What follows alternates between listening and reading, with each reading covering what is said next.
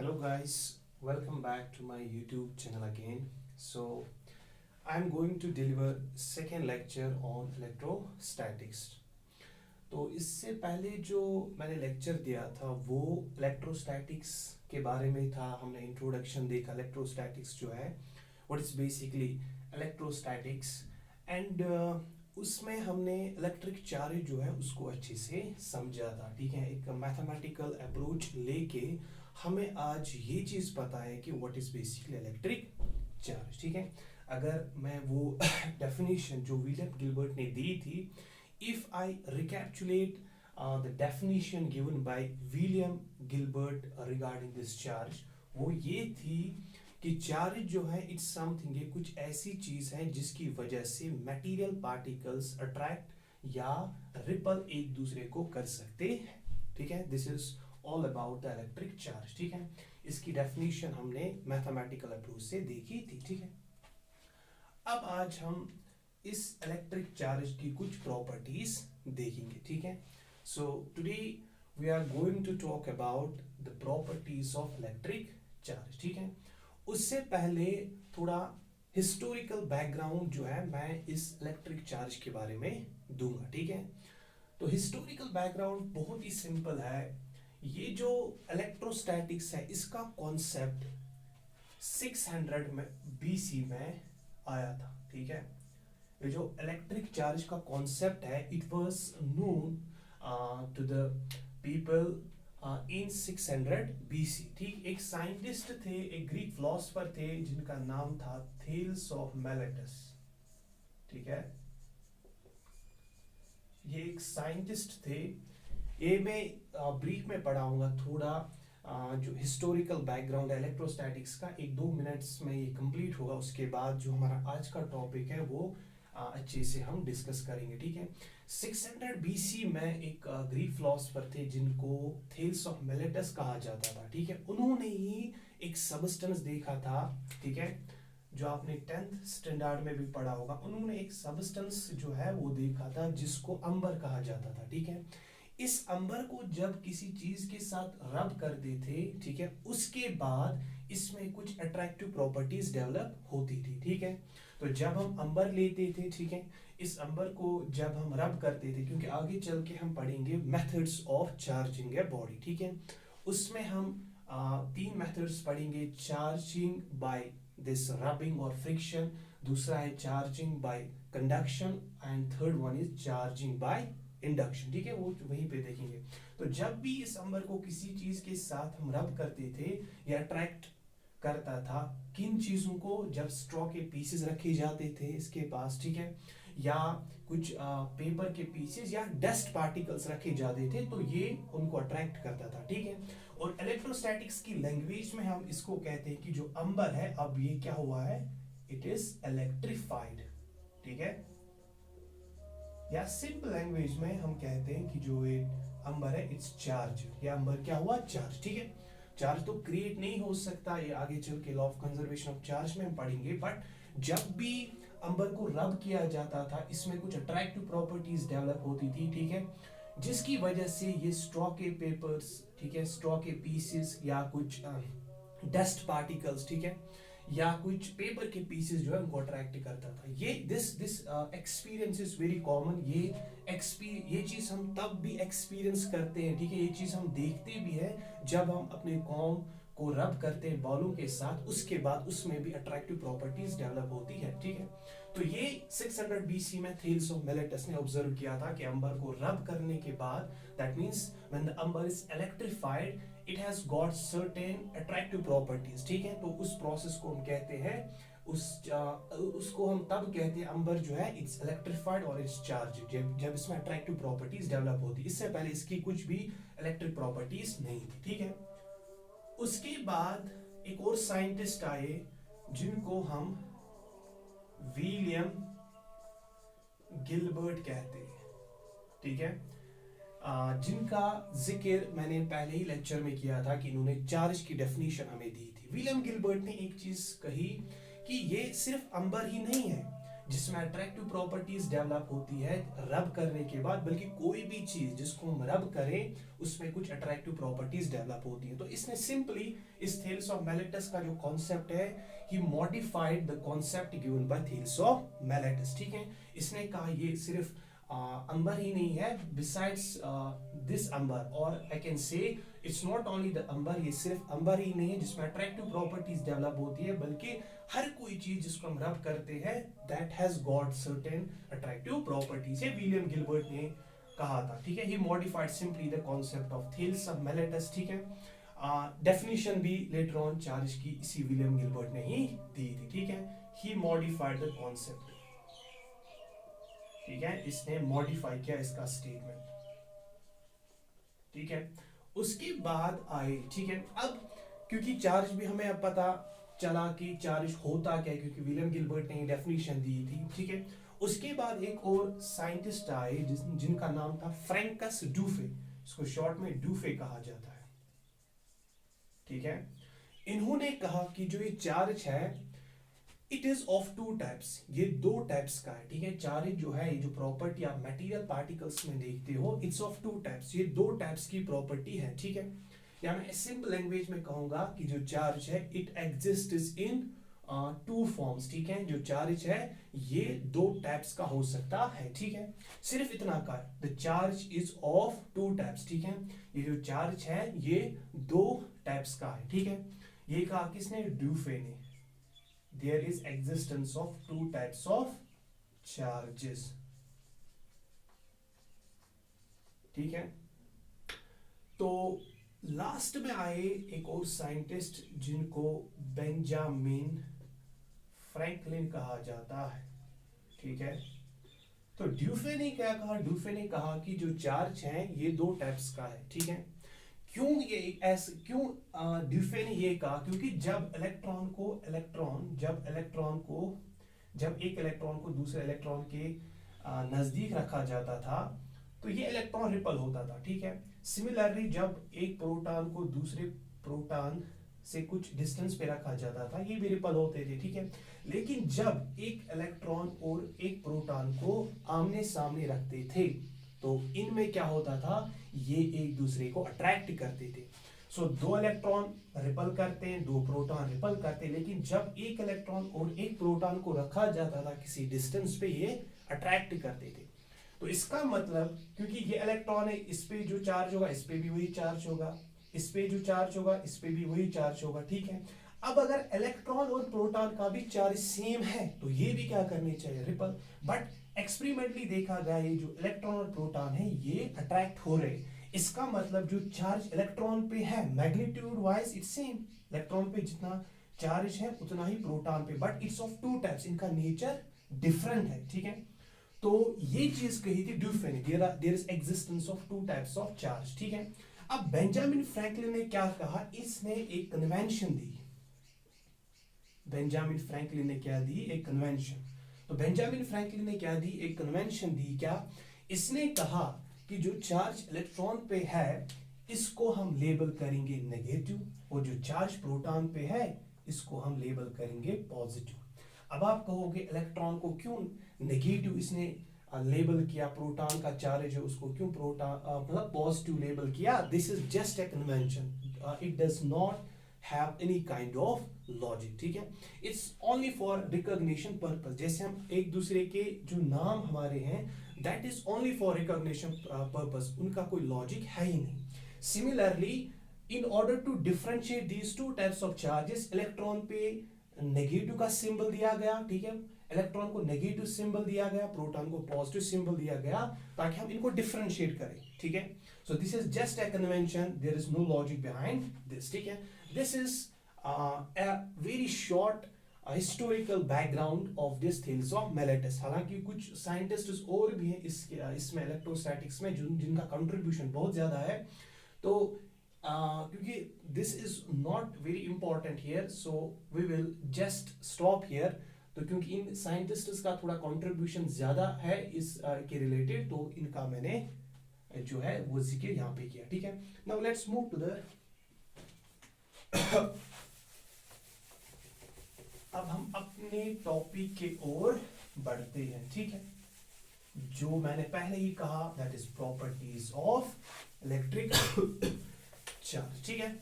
So let's wait first. So आज हम जो हमारा बेसिकली टॉपिक है that is what, properties of electric charge, ठीक है। तो इसको हम डिस्कस करेंगे, प्रॉपर्टीज ऑफ इलेक्ट्रिक चार्ज, ठीक है।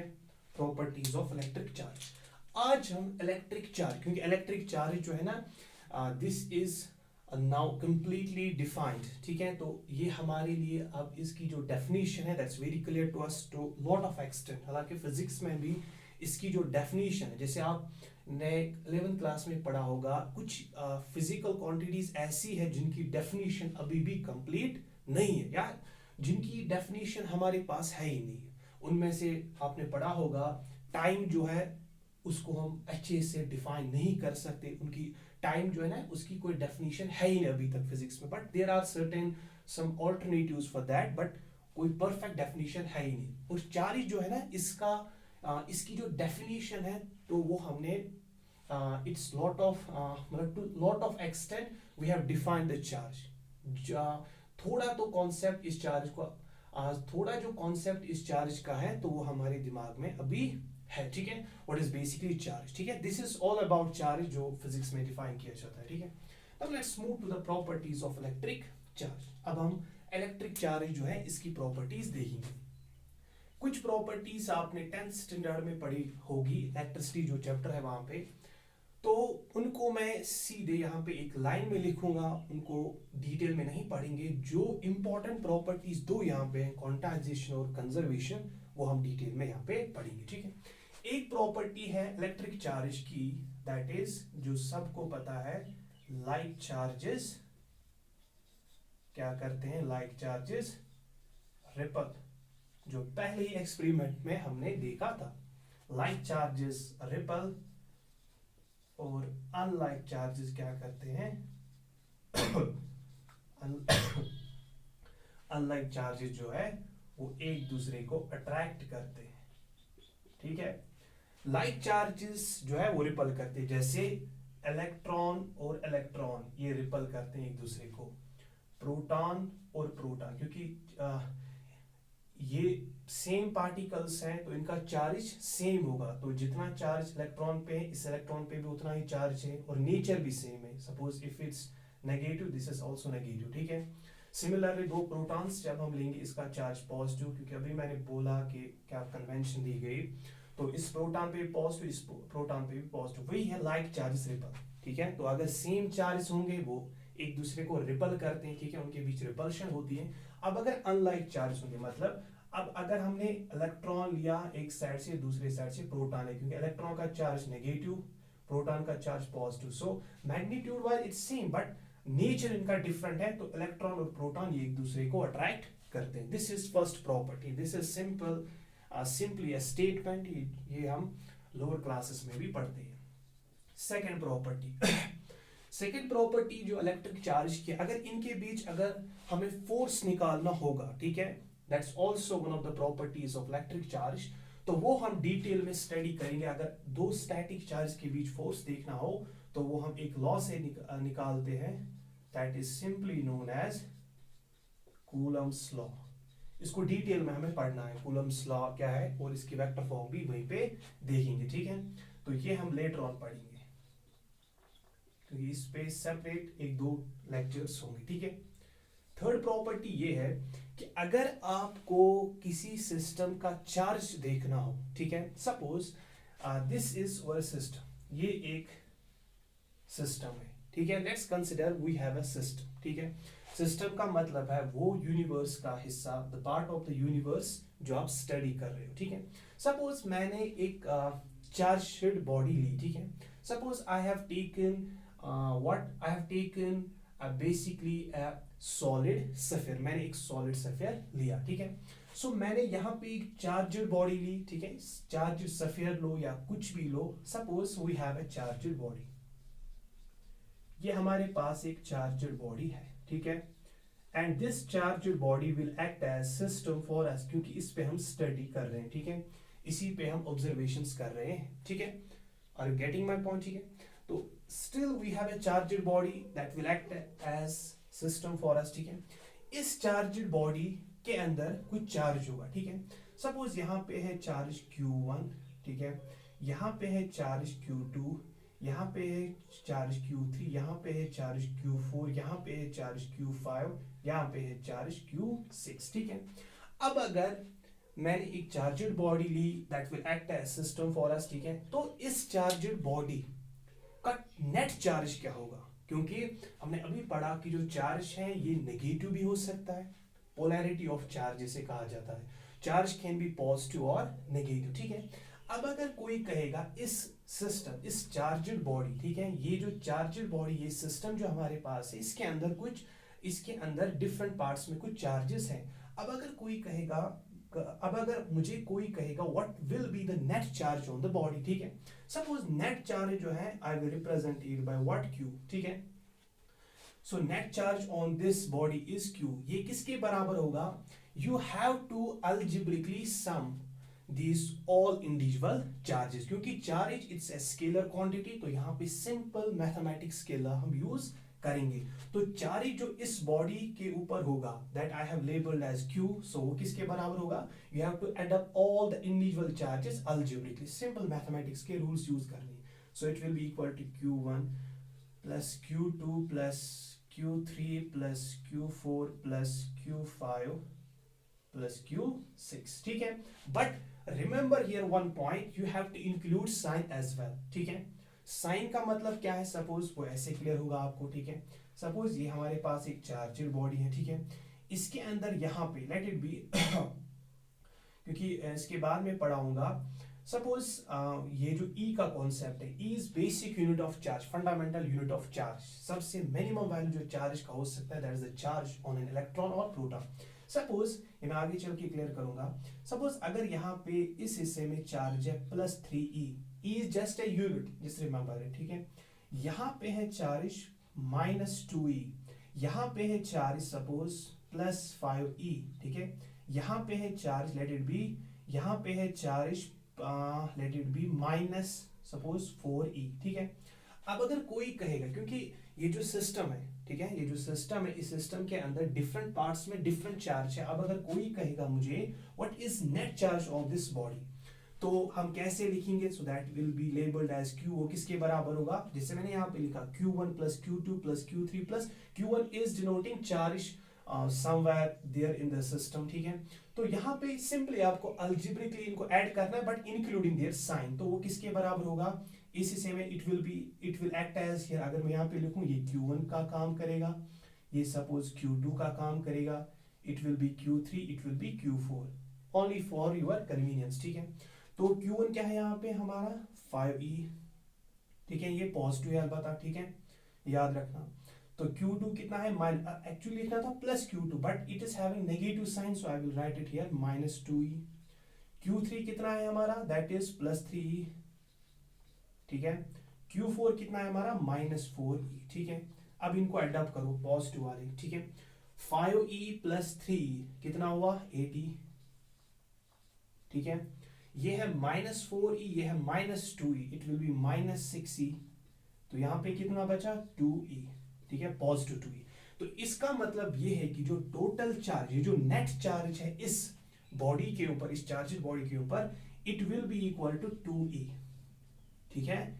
अब आप कहोगे ये इस प्रॉपर्टी को क्या नाम देते हैं, this property is known as additivity of charge, additivity of charge, ठीक है, एडिटिविटी ऑफ चार्ज या एडिटिव नेचर ऑफ चार्ज। जब भी आपको किसी चार्ज बॉडी के ऊपर टोटल या नेट चार्ज देखना हो, so that will be equal to the sum, that will be equal to the algebraic sum of individual charge including their sign, जो मैंने यहाँ पे प्रॉब्लम सॉल्व करके आपको दी, ठीक है। So that will be the net charge. So third property is additivity of charge. इसका मतलब ये है कि टोटल चार्ज या नेट चार्ज अगर किसी बॉडी के ऊपर आपको देखना हो, that will be equal to algebraic sum of individual charges. Got it, ठीक है। यहाँ पे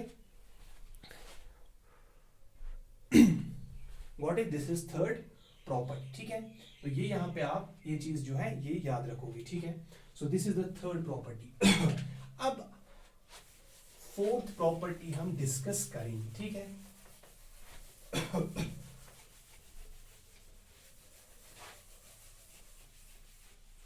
फोर्थ प्रॉपर्टी, इनको मैंने उतना डिटेल में डिस्कस नहीं किया क्योंकि they are just simple properties. दो प्रॉपर्टीज जो है ना वो उनको हम अच्छे से डिस्कस करेंगे, ठीक है। अब फोर्थ प्रॉपर्टी हम पढ़ेंगे, ठीक है। What is fourth property? Fourth property क्या है? That is what quantization of charge. Quantization of charge, it's very important, ठीक है। इसमें बोर्ड एग्जाम में भी क्वेश्चन आता है, नीट एग्जाम में भी इसके रिलेटेड क्वेश्चन आता है, ठीक है। एक लेक्चर में न्यूमेरिकल्स पे भी दूंगा जब हम कुछ चीजें जो है क्लियर करेंगे, उसके बाद आपका जो एक लेक्चर होगा that will be completely numerical, ठीक है। तो क्वांटाइजेशन ऑफ चार्ज होता क्या है, ठीक है। तो क्वांटाइज का मतलब ये है कि जो चार्ज है ना, charge it can have only discrete values of charge, ठीक है। discrete values of charge, ये जो चार्ज है इस चार्ज का मतलब इस चार्ज का हर एक वैल्यू नहीं हो सकता।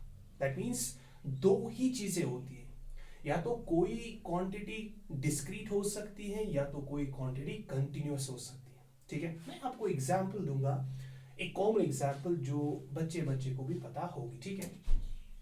अगर हम इंडियन करेंसी की बात करें, ये मैं अक्सर ये एग्जाम्पल दिया करता हूं, ठीक है। तो अगर हम इंडियन करेंसी की बात करें, ठीक है, इंडियन करेंसी की बात करें, ठीक है। अगर आपको कोई कहेगा जो इंडियन करेंसी है, ठीक है, इंडियन करेंसी में जो मतलब पैसे हैं उनके क्या क्या वैल्यूज हो सकते हैं, मतलब ये जो इंडियन करेंसी है इसमें पैसों के क्या क्या वैल्यूज हो सकते हैं। तो 1 रुपए भी है जो होती थी तो आज तो वैसे यूज नहीं होती है। सो 2 रुपए भी है, ठीक है। 3 रुपए नहीं है, 4 भी नहीं है, ठीक है। उसके बाद है 5 रुपए, ठीक है। 6 रुपए भी नहीं है, 7 रुपए भी नहीं है, ठीक है। उसके बाद डायरेक्ट 10 रुपए है, ठीक है। 11 12 वो तो नहीं है, उसके बाद डायरेक्टली शिफ्ट 20 पे, ठीक है। ठीक है, ऐसे कशिर पर 3 छुन के, ठीक है। तो 40 का वैल्यू भी नहीं है, ठीक है। तो उसके बाद जो नेक्स्ट वैल्यू दैट्स 50, 50 रुपए है, ठीक है। 50 के बाद 60 तो नहीं है, 70 तो नहीं है, वो नहीं है, तो उसके बाद डायरेक्ट हमारे पास 100 है, ठीक है। उसके बाद, ठीक है, आज जो नई करेंसी है उसमें तो 200 भी है, अगर हम उसकी बात भी देखें, ठीक है। 200 भी है, 300 नहीं है, ठीक है।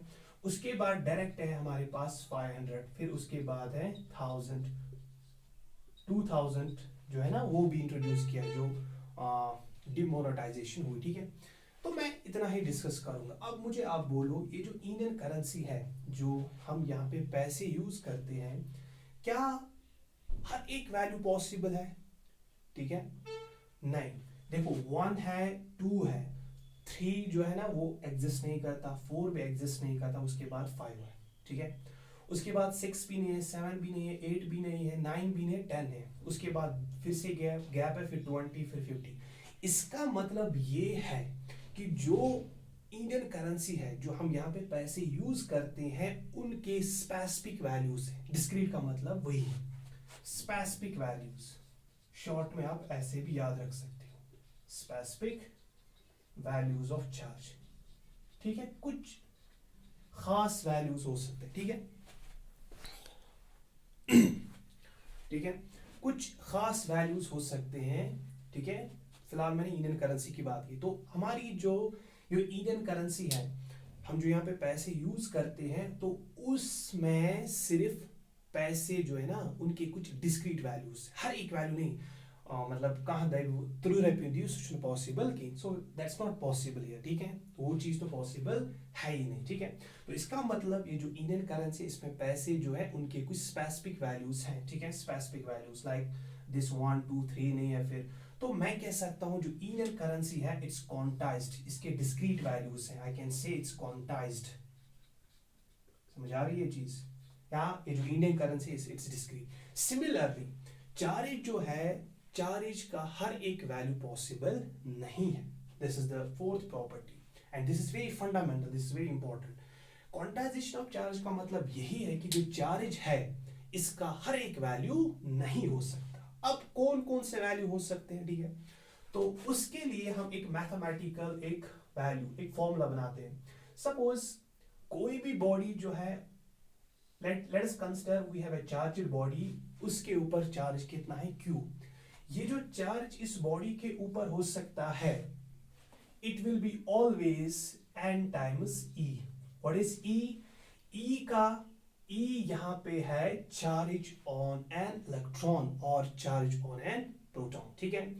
E का E यहां पे क्या है, इट्स एलिमेंट्री चार्ज और it is the basic unit of charge. Electron पे जो चार्ज है या प्रोटॉन, क्योंकि इलेक्ट्रॉन पे जितना चार्ज है प्रोटॉन पे भी उतना ही चार्ज है, सिर्फ उनका जो नेचर है, एक को हमने नेगेटिव साइन दिया, दूसरे को पॉजिटिव, डिफरेंट है, ठीक है? नेचर डिफरेंट है, मैग्नीट्यूड सेम है।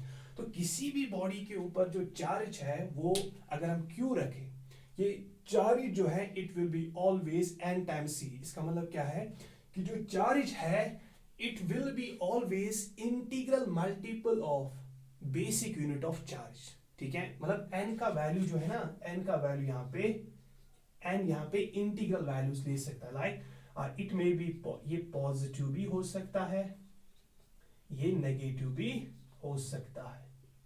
अगर न्यूट्रल होगा तो उसमें n का वैल्यू क्या होगा, 0 के बराबर होगा, ठीक है? तो n का वैल्यू पॉजिटिव भी होगा, नेगेटिव भी होगा, बट ओनली इंटीजर। इंटीजर का मतलब ये है कि सपोज अगर n का वैल्यू हम +1 ले तो ये हो सकता है 1e, 2e, 3e, 4e, so on up to infinity, ठीक है? अगर अब नेगेटिव चार्ज होगा तो n का वैल्यू क्या हमें लेना है, minus, so it will B -e, -2e, -3e, -4e, ठीक है?